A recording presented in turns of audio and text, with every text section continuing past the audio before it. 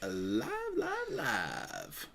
I'm going to go check it and make sure that yeah. we are live. Friends, it is 8:27. We don't officially start until 8:28, so that means that you have a minute to grab a friend, grab a drink, and grab your friend a drink. But don't take your friend's drink. Yeah, unless you're bringing it to them to share. We like sharing. Sharing is caring. Sharing is caring, except when it's around germs. Yeah. Yep, we're live. We are. Is it working? I think so. Dun, dun, dun, dun, dun. Well, friends, you're not going to want to miss this Talking Toast. We're gonna have some fun with it, and who knows what could happen. Talking Toast is a time for us to chat together and talk through creativity, talk through sermon writing, talk through spirituality and the goings on of the day. That's exactly right. And think about, the various things that are playing into our creative process this week. And we're in for a fun one tonight. We are. So as we are going live tonight, take a second and chime in and let us know where you're viewing from tonight, and let us know your opinion on this. Okay? I'm going to do a false dichotomy. Are you ready? Yeah, I love false dichotomies. Star Trek versus Star Wars. Which side? I've heard you can only be on one side. Yeah, but that's wrong. It's a false dichotomy. I just wanted to get you going. Yeah. So that's why I said it's false dichotomy. Which one is your favorite? Star Wars or Star Trek? And then, I think that's a good question to begin the night.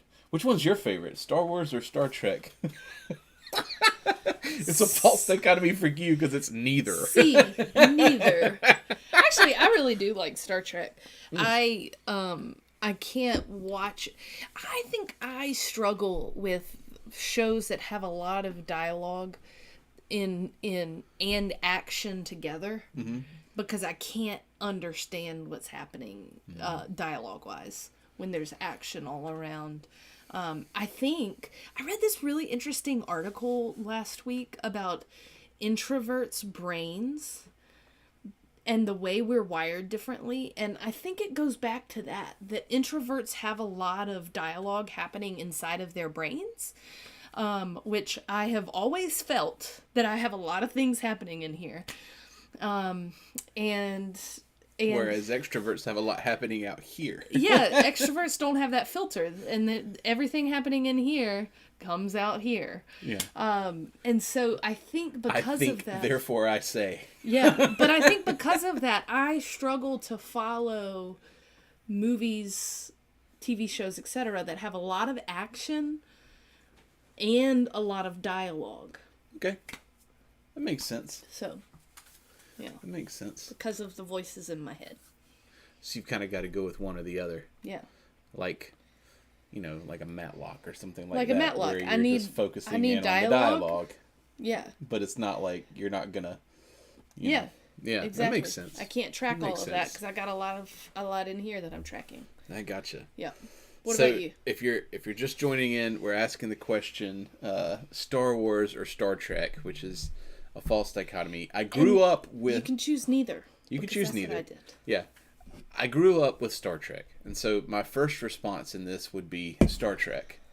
But I have a healthy appreciation for Star Wars, which I didn't watch until I was an adult. And really, we're talking like maybe 10 years ago, I started deciding, all right, I'm going to watch all the Star Wars, that kind of thing. Interesting. And I pushed it off. I didn't. I had a bunch of friends who were so like, "Oh, you got to go to Star Wars. You got to see all the Star Wars, and you got to do it in this order, and you got to do this kind of thing." And I was always kind of like, "Yeah, no," and I didn't do it until later on in the journey, and I really appreciate it now.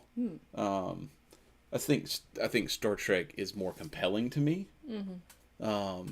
And I could tell you why. Like if you need to know that, I could tell you why. But Sophie's gonna beat you up after this. that's okay. It's okay. I think, but I have a real healthy appreciation for Star Wars. Yeah. And I can't. I really do. I love them. I love them both, and I think they're great. Yeah. Yeah. That's great. We've been watching a little bit of Star Trek before bed. That's been kind of nice. It has been. We've Yeah. been watching some Yeah. Next Generation, which is a good. I can see it being a good bedtime thing for you because you can't do heavy action. Because it's not action and dialogue, it's just really dialogue. For the most part, it's just dialogue, and you're Yeah. trying to figure out these situations that are happening. Yeah.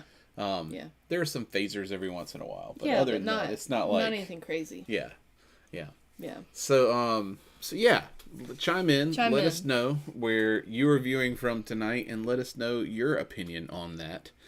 And then we always ask the question. Yeah. The first question of every Talking Toast is, what is sustaining you? What is getting you by? What is getting you through? What is that 808 beat in hip-hop? What is the undercurrent? What is saving your life right now, as Barbara Brown Taylor would say? Katie, what is sustaining you?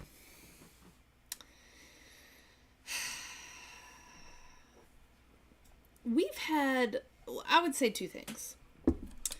Two things. One is that last night I went to get a tattoo, and it was awesome. Mm-hmm. And I got a tattoo of our dog, Lily.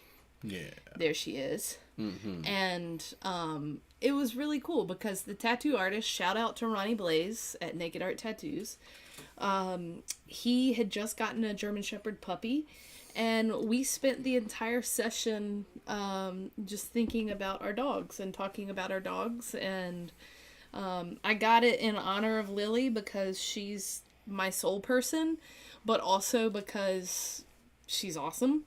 And she's getting older and having some hard times, hard days every now and then. And some days, most days are harder than they've been.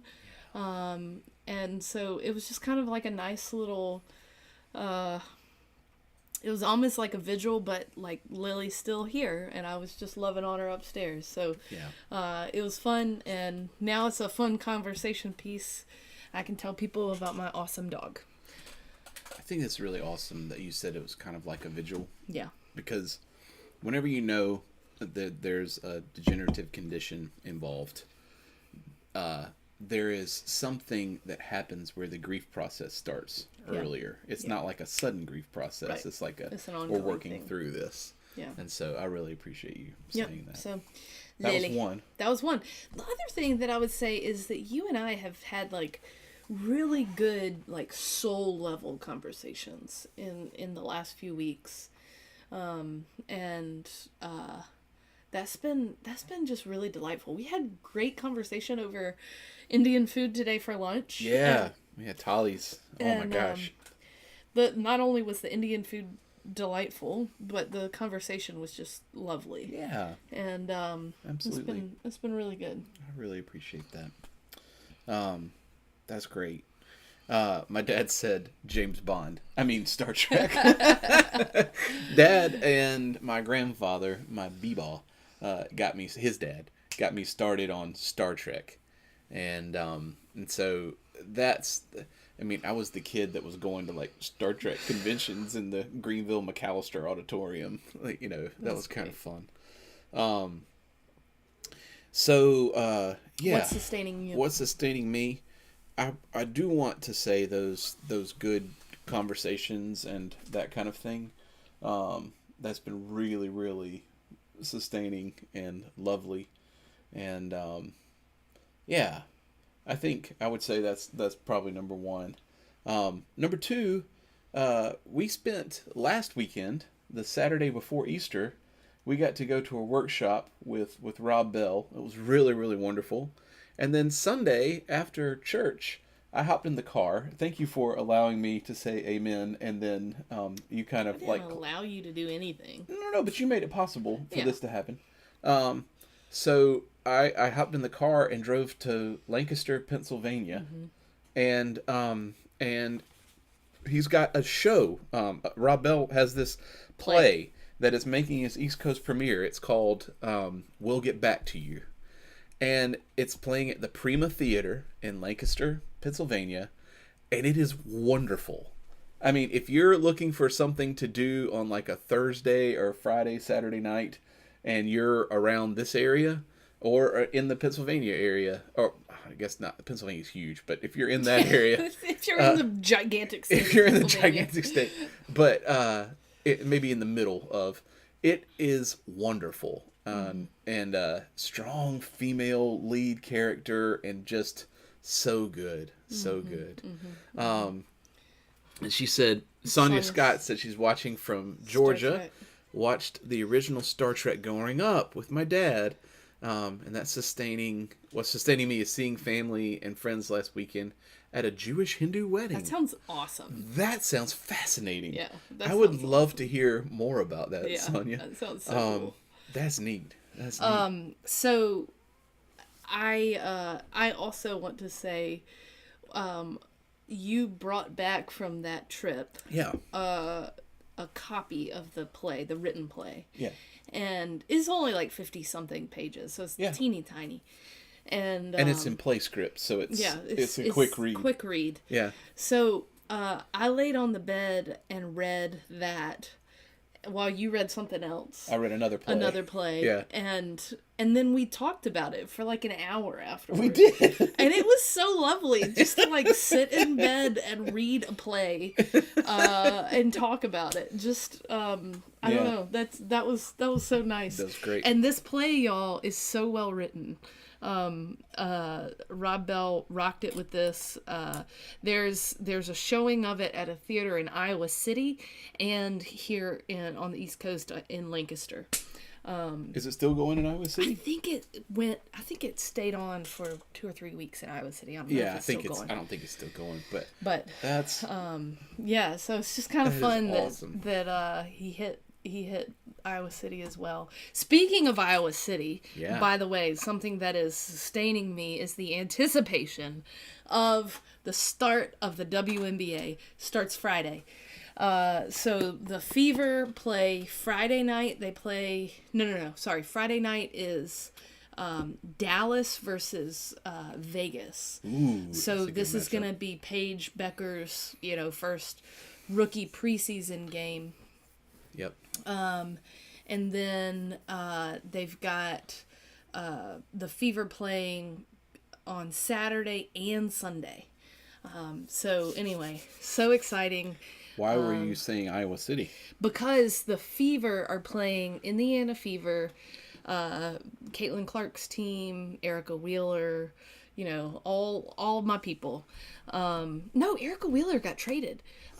Kelsey Mitchell. Yeah, there you go. Anyway, Erica Wheeler's on the Seattle Storm now, but they're returning to Iowa City for their second preseason game on Sunday. They're going to play in Carver Hawkeye, where the Hawkeyes played. Anyway, that's exciting. Sports Talk Radio. So good stuff. Sometimes there it you happens. go. Sports. So we've talked about some Star Wars, Star Trek. We've talked about some sports.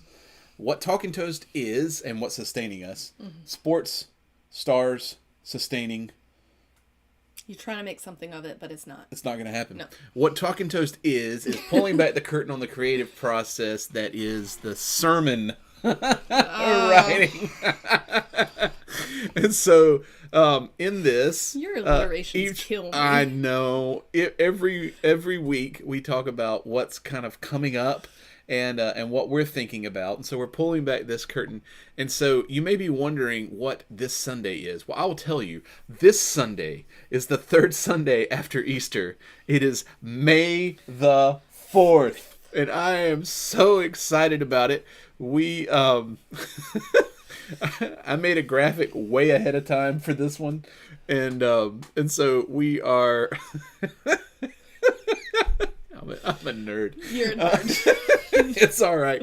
Just a delightful little nerd. I don't know about little, but anyway, yeah. This Sunday, what they say is "May the Force be with you." Right. And so that's ended up how this Sunday is going to be Star Wars Day. May the 4th is always Star Wars Day, but it's actually on a Sunday this year. It's on a Sunday, and we've kind of been eyeballing this Sunday for a while now. When May the 4th falls on a Sunday. Yes. And so we were hoping, so in the lectionary cycle, so the 3-year cycle of biblical texts to kind of sweep through the overarching biblical narrative, in that 3-year cycle, the season right after Easter, there is no Old Testament text. So typically there's an Old Testament text, a psalm, a New Testament gospel reading, and an epistle reading. So 2 New Testament, 2 Old Testament. Now, during the season after, or the season of Easter, there's no Old Testament lesson, and it's replaced. There's still a psalm, but there's no Old Testament lesson, and that's replaced by the Acts of the Apostles. So Acts, the book of the Acts, was written as kind of the sequel to the book of Luke, presumably by a writer schooled in the same theory and philosophy. Most people say it's the same writer. We don't know that.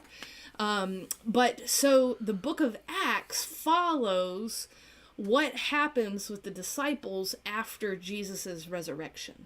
So you get a lot of Paul and a lot of Peter. Yeah. A little bit of Philip thrown in there and some other weird stuff. So we have Kind of like Luke is the Empire Strikes Back at the end, and then and then Acts is more of the new thing with the Return of the Jedi. So it kind of, anyway. that means nothing to me. Yeah. I could have gotten that wrong. We anyway. were thinking about taking this opportunity. We're going to talk about Paul and Paul's journey. Acts 9, the beginning of Acts 9, when Paul has his conversion moment, is the lectionary text for this week. And can I pause you for 1 second? Yeah. And imagine this text scrolling on a black screen with stars kind of up and back, okay? In yellow font. Meanwhile, Saul, still breathing threats and murder against the disciples of the Lord, went to the high priest and asked him for letters to the synagogue at Damascus, so that if he found any who belonged to the way, men or women, he might bring them bound to Jerusalem. Like, it reads like a movie script. It reads like like a movie exactly script. like the Empire still breathing threats to the Republic, you know, that kind of thing. Sorry.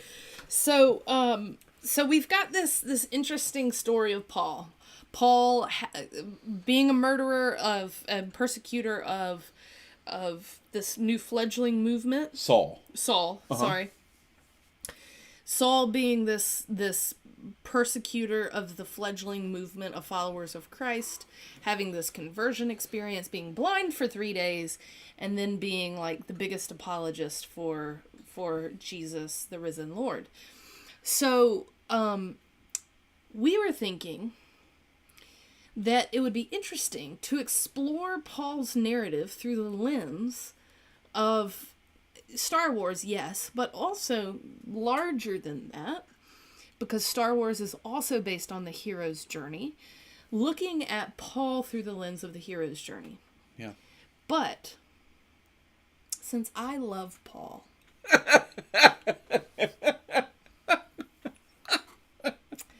the kindest thing that I can do for him is read his story through the lens of not the hero's journey, but the heroine's journey. There you go.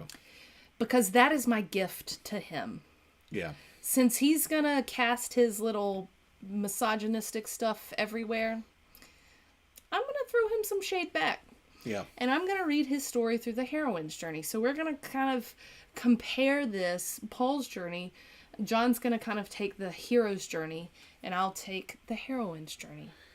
And the hero's journey is an idea from Joseph Campbell, and this is the arc of Star Wars. Basically, it's found in in most of those things. We don't get to the heroine's journey in Star Wars until much later, but I can't wait to anyway. I don't want to ruin it for you if you haven't gone to see it, but that's But in this, the thing that strikes me is really interesting, and I'm very hesitant to call Paul a hero in this. I know that he is the hero of so many. He's not my hero. He's my heroine.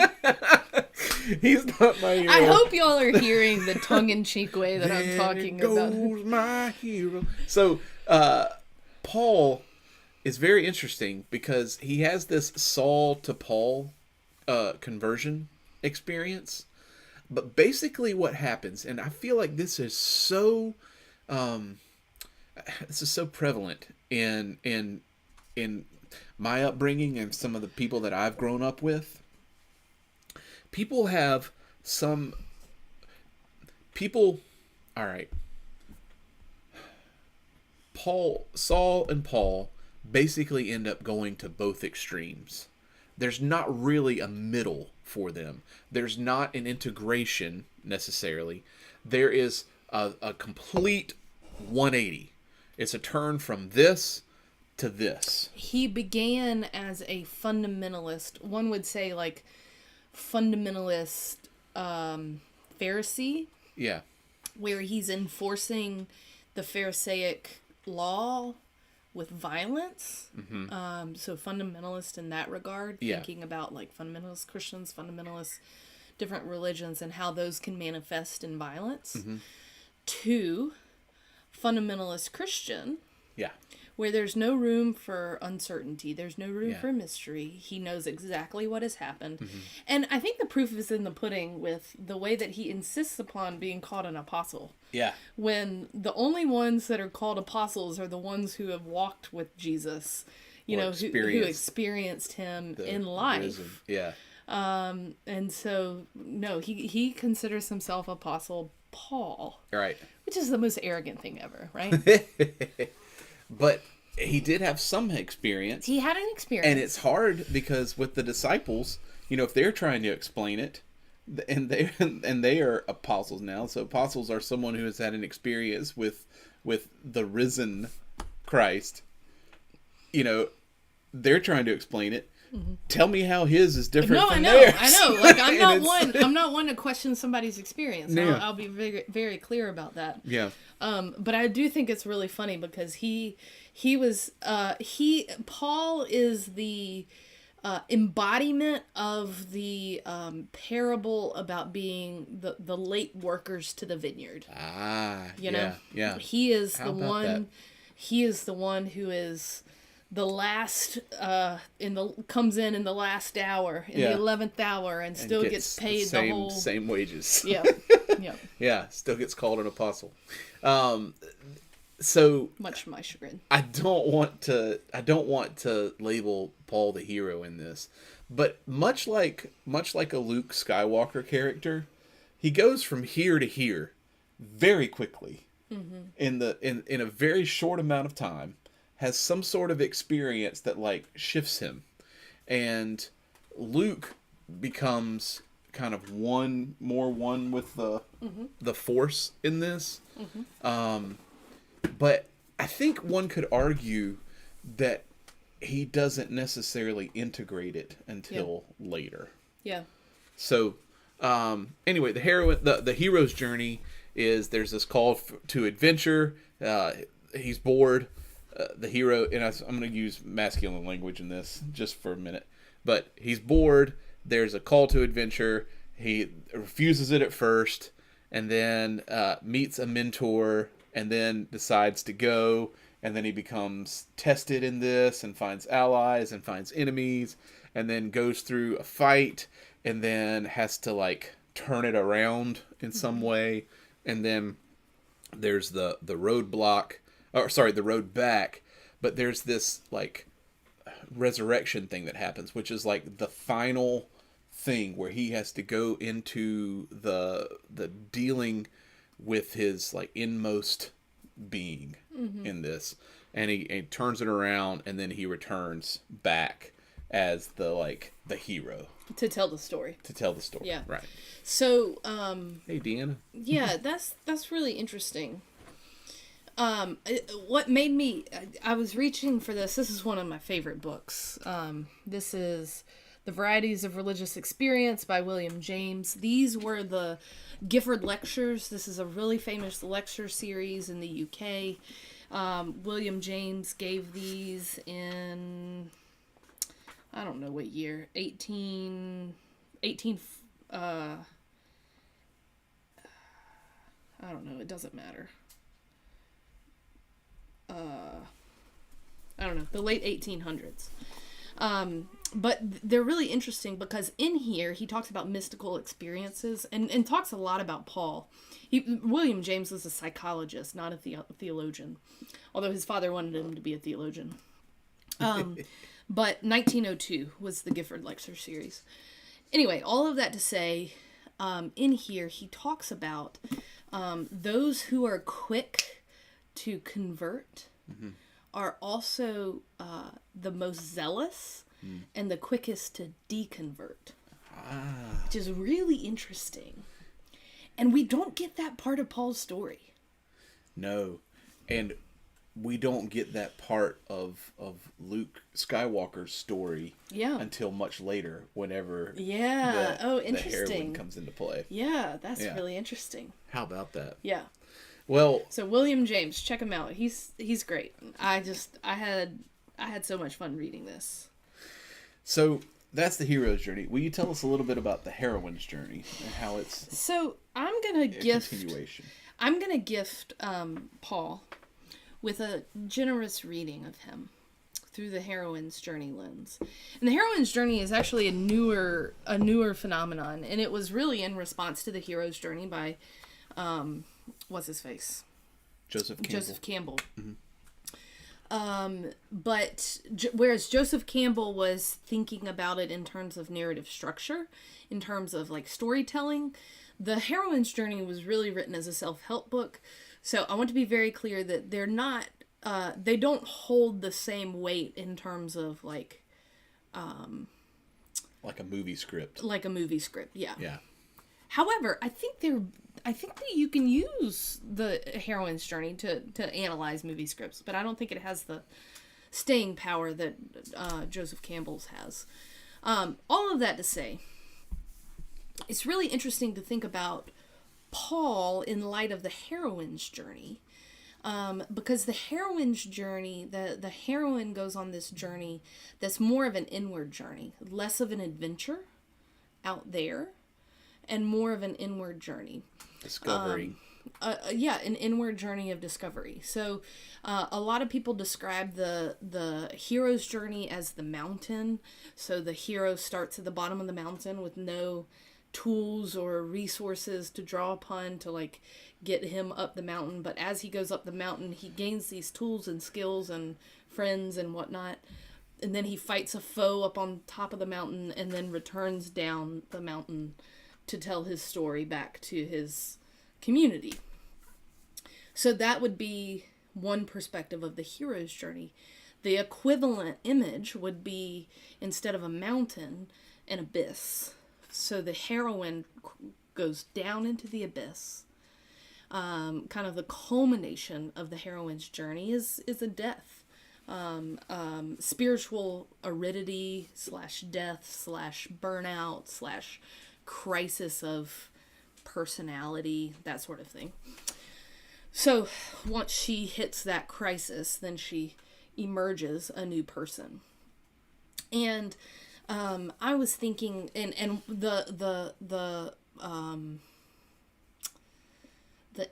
impetus, the instigating event typically in a heroine's journey is more of a split from the feminine, from the sacred feminine. And for some heroines' journeys, that's read as like the mother wound or something like that. But I'd like to think about Paul's split from the sacred feminine a little bit differently. Yeah.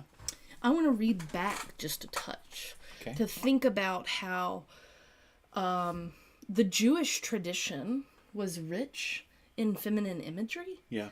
In mercy, in justice, in imagery of the breasted woman is one of the one of the names of God in the Old Testament. We have Lady Wisdom. We have Lady as Wisdom being- crying out on the street. So the There's Jewish no like man wisdom. no, It's always the Jewish tradition is rich with all of these lovely feminine images, and yet, as a Pharisee, he grabs onto the very masculine law yeah.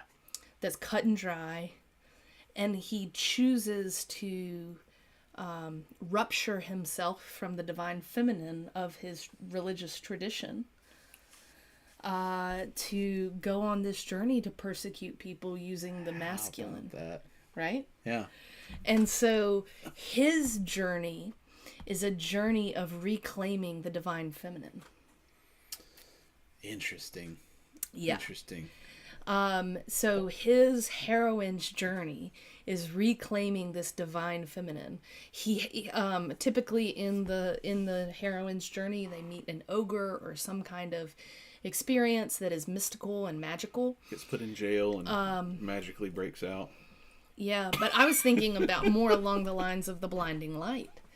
Yeah. Like yeah. Jesus, the risen Christ, is his ogre, and he then still disintegrated from the divine feminine, goes off and has this boon of success where he's still in this disintegrated space of not embracing the compassionate. He's giving these fiery sermons Yeah. all throughout Acts, and he's experiencing a boon of success, and yet still out of touch with the divine feminine.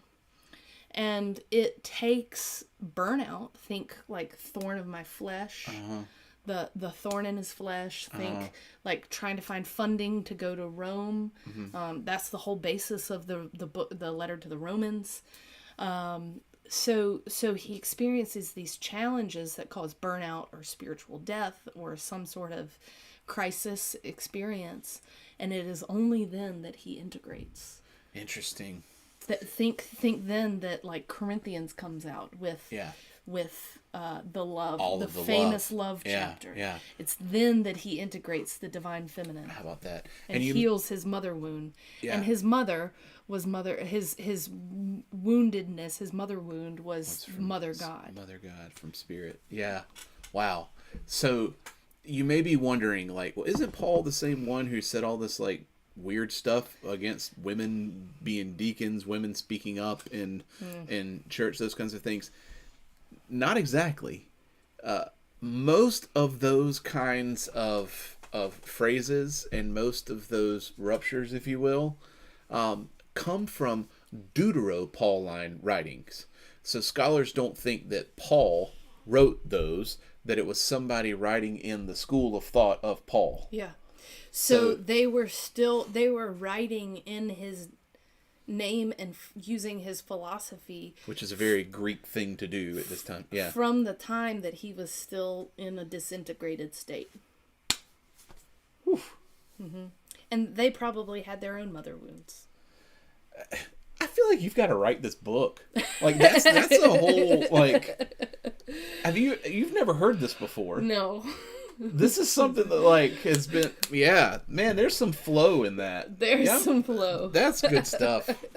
That's good stuff. Yeah, we'll see what happens with it. I don't know. What if you end up writing a book about Paul? Oh, I have words that I cannot say on air about that. Well, friends, it has been so much fun for us. I hope it's been fun for you. We've just been like nerding out in every way possible with this. We've done some talking. Now we need to do some toasting. And if you have a toast, or if you have something, if you want to say cheers, if you want to let us know that you're still there, or if you want to put your favorite Star Wars or Star Trek character in there, like, come on and cheers with us. So, Katie, will you start our... Here's to you, friends. Going from here to there, from wherever you are to wherever you're going. And remember that as you go, there is work to be done that is external and internal. That even when you arrive where you're going, there is still integration to be done. Yeah. And on this journey, the heroine's journey and the hero's journey, there's a part of discovering more of who you are. And may we all find more of who we are in there. Cheers, y'all. Cheers, friends. Cheers. Do you want to come up? Do you want to say goodnight to everybody? Yeah, you want to show them Snaggletooth? Say cheers. Cheers.